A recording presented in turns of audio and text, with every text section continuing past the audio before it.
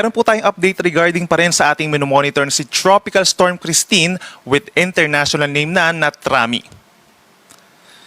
As of 4 in the morning ay huling namataan itong sentro ni Bagyong Christine, 390 kilometers po silangan ng Virac, Catanduanes. So patuloy pa rin ang paglapit nito sa ating kalupaan. Meron itong taglay na hangin na 65 kilometers per hour malapit dun sa kanyang sentro.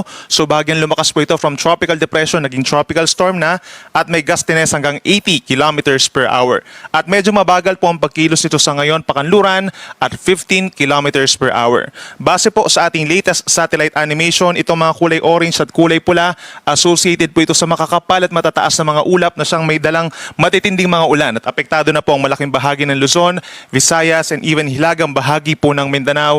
So make sure po na lagi tayong nakaantabay sa ating mga warnings and advisories for today. Inaasahan po within the next 24 hours ay kikilos pa west-northwest or paangat ng pakaliwa itong si Bagyong Christine. And possibly po at bukas ng madaling araw, that's around 370 kilometers na lamang po sa silangan ng Infanta, Quezon at mas malapit pa around 150 kilometers per hour northeast of Virac, Catanduanes. Mananatili ito as a tropical storm within the next 24 hours. Sa susunod pa na 48 hours or simula po sa Wednesday hanggang sa Thursday ng madaling araw, posibleng lumakas pa ito into a severe tropical storm at maaaring hating gabi po bukas or sa Thursday ng madaling araw ay maglandfall ito dito sa may probinsya po ng Isabela. But considering po the cone of probability, posibleng umangat pa ito ng bahagya at maglandfall sa may Cagayan or maglandfall po dito sa may area ng Aurora. Estimated location po natin Thursday ng madaling araw ay nasa vicinity po ng bayan ng Delfin Albano sa Isabela.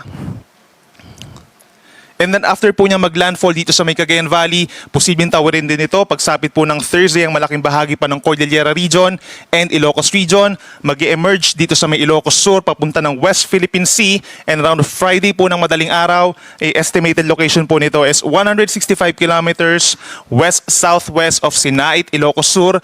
Possibly po pagsapit dito sa may West Philippine Sea ay mas lumakas pa ito bilang isang typhoon. Then simula po Friday hanggang Saturday ay kikilos na po papalayo sa ating kalupaan itong si Bagyong Christine. Inaasahang lalakas pa rin ito bilang isang typhoon and estimated location is 500 kilometers po west of Ilocos Sur. Maring nakalabas na ito ng ating area of responsibility pagsapit po ng Friday ng hapon or gabi. Sa ngayon po nakataas ang Tropical Cyclone Wind Signal number 1 sa maraming lugar sa ating bansa, mapa Luzon, Visayas or Mindanao. Meron tayong Signal number 1 na sa eastern and central portions of Mainland Cagayan, pababa ng Isabela, Quirino, southern Nueva Vizcaya, gayon din ng Aurora, eastern portion of Rizal, and eastern portion of Laguna. Meron din po tayong signal number 1 sa northern and eastern portions of Quezon, gayon din ang Pulilio Islands, Marinduque, Romblon, Camarines Norte, Camarines Sur, Catanduanes, Albay, Sorsogon, at Masbate, kabilang na rin po ang Burias and Ticao Islands. At panghuli, meron din po tayong Tropical Cyclone Wind Signal number 1 sa may Eastern Samar, Northern Samar, Samar, Leyte, Biliran, Southern Leyte, hanggang dito po sa may Dinagat Islands and Surigao del Norte, kabilang ng Siargao and Bukas Grande Islands. Ito yung mga lugar po na makakaranas sa mga pagbugso ng hangin na hanggang 55 kilometers per hour sa susunod po na 24 oras. But please take note po, habang lumalapit itong si Bagyong Christine, mas maraming lugar pa dito sa Luzon and possibly dito sa may ilang parte pa ng Visayas sa magkakaroon ng wind signal number 1 at mas maraming lugar pa dito sa may eastern sides ng Luzon and Visayas ang posibleng itaas pa natin into signal number 2 or number 3 sa mga susunod pa po na mga bulletins habang lumalakas itong si Bagyong Christine. Ito naman po yung ating mararanasan ng mga pag-ulan sa susunod na 3 araw in terms of yung mga heavy na mga paulan, yung mga matitinding ulan po dulot ni Bagyong Christine.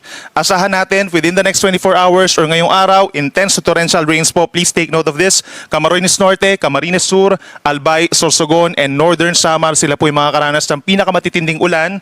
Higit 200 millimeters po yan, habang heavy to intense sa mga pag-ulan naman ang may experience po dito sa may Masbate, Samar, Eastern Samar at lalawigan ng Quezon. Meron naman tayong moderate to heavy na mga paulan sa may Cagayan Valley, Cordillera Administrative Region, buong Central Luzon, natitirang bahagi ng Visayas at buong Mimaropa. Pagsapit naman po bukas, habang lumalapit sa may Northern Luzon itong si Bagyong Christine, aasahan pa rin natin ang pinakamatitinding ulan, heavy to intense, and possibly higher dito sa may Cordillera Region, Cagayan Valley, Aurora, and Quezon, habang meron pa rin moderate to heavy na ulan sa rest of Central Luzon, Bicol Region, Ilocos Region, Laguna, and Rizal.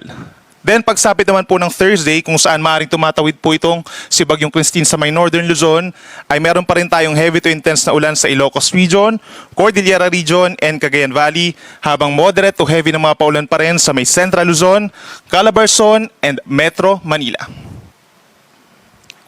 Ang natitirang bahagi po ng Luzon, kabilang na rin ang Metro Manila, within the next 3 days, possible pong makulimlim na panahon at maulang panahon. Gayun din ang natitirang bahagi pa ng Visayas, Zamboanga Peninsula, Northern Mindanao at ilang pambahagi po ng Bangsamoro Region. Kaya't mag-ingat din po sa mga banta ng baha at landslides sa mga hindi natin nabagit na lugar na merong possible po na heavy to intense na mga paulan. Possible po itong mga lugar na ito, magtataas tayo ng mga heavy rainfall warnings and please take note po, no, possible din tayo na magkaroon ng mga suspensions ng klase or sa work. Depende po sa inyong itataas na rainfall warnings. Kung orange or red warnings, most likely po magkakaroon ng suspension. Kapag naman meron tayong signal number 1, suspended ang preschool, but for signal numbers 2, 3, and 4, or even higher, ay mas maraming lugar pa po at mas marami pang even yung mga high school and elementary magkakaroon din po ng mga class suspensions. Patuloy po na paalala natin sa ating mga kababayan, sa mga susunod na araw ay magiging maulan po sa maraming parte po ng ating bansa. So mag-ingat po sa mga banta ng baha, lalo na sa mga low-lying areas at yung mga hindi masyadong binabaha, possible din po na bahain sa inyong lugar. Possible din yung pagguho ng lupa, lalo na po sa mga bulubundukin na lugar. We're talking of Cordillera Region and parts of other parts of Central and Southern Luzon. Then lagi tayo makipag-coordinate sa inyong mga local chief executives, mga pa-mayor po yan, governor, barangay captains po for possible suspensions nga po ng klase at kung kinakailangan ng coordination para po sa paglikas ay makapag-coordinate din sa inyong mga local disaster risk reduction and management offices po. Base naman doon sa dadalhin po ng mga pagbugso ng hangin, hindi lang yung mga may signal number, tropical cyclone wind signal sa magkakaroon ng matinding bugso ng hangin. Asahan din po natin ngayong araw, some parts of our country magkakaroon din ng mga pagbugso. Bahagyang epekto na rin ng outer portion nitong si Bagyong Christine. Batanes, Babuyan Islands, ngayong araw, asahan yung mga pagbugso. Ganyan sa Ilocos Region, Palawan, Romblon, Aklan, Antique, Negros Island Region, buong Central Visayas, ganyan din sa Southern Leyte, hanggang dito po sa mga lugar na malayo sa bagyo, Zamboanga del Norte, Northern Mindanao, Dinagat Islands, Surigao del Norte, Agusan del Norte, Sarangani, hanggang Davao del Sur and Davao Oriental, asahan ang strong to gale force gusts. Ngayon pagsapit po ng Wednesday, mas maraming lugar pa sa ating bansa magkakaroon ng mga pagbug. Kabilang nandiyan ang Mimaropa, Visayas, and Mindanao kahit malayo po sa kanilang lugar ang Bagyong Christine. In terms of matataas na alon, meron na rin po tayong gale warning in many areas of Luzon and Visayas hanggang 5.5 meters po sa lalawigan or sa seaboards ng Catanduanes habang 4.5 meters or nasa 1.5 palapag ng gusali dun sa ilan pang bahagi po ng Eastern Visayas and Eastern Luzon. Kabilang na ang silangang baybayin ng Cagayan, pababa ng Isabela, Aurora, Polillo Islands, Camarines Norte, Camarines Sur, Catanduanes, Albay, Sorsogon, baybayin ng Masbate, hanggang dito sa may Northern Samar and Samar. Delikado po ang mga magiging pag-alon. Most likely po pagbabawalan na yung ating mga kababayan doon, mapamaliit man or malaking sasakyang pandagat, lalo na kapag merong wind signals sa inyong lugar.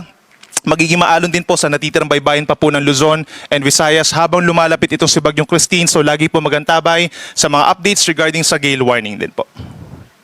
Sunrise natin is 5:49 ng umaga, sunset 5:32 ng hapon.